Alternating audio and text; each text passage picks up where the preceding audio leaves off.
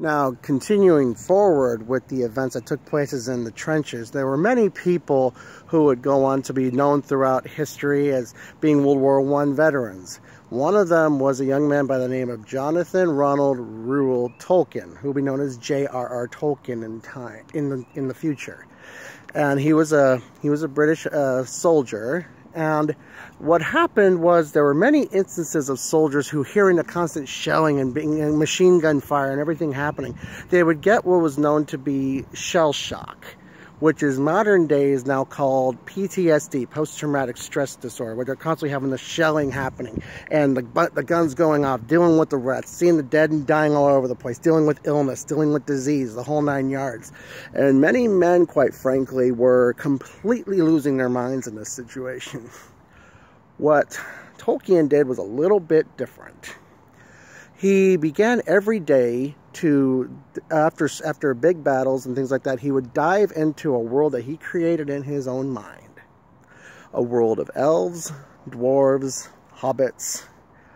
He created Middle Earth, as we know it, through the books and through the change in the things in the movies, while he was in the trenches during the First World War. That is how Professor Tolkien helped keep his sanity and kept himself from completely losing his mind like so many of his friends and countrymen had.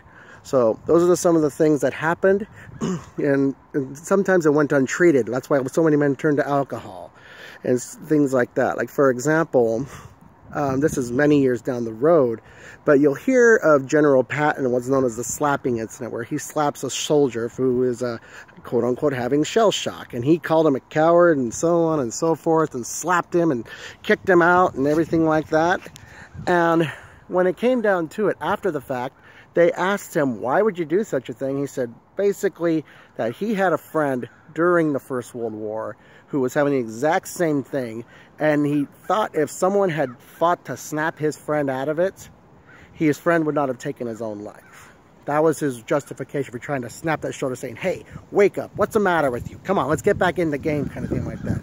Granted, Patton was a little bit abrasive, but they're not in this war to baby these men. So those are the things, some of the things to think about of what happened with shell shock, and post-traumatic stress disorder. You'll see it through this war, through the Second World War, through Korea, through Vietnam, and nowadays, where so many soldiers, they go through it, then they come home and they can't talk about it.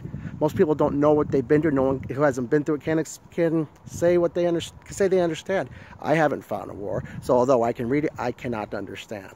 So let's pray that we can all try to have more compassion on our soldiers who have been through those situations. There you go.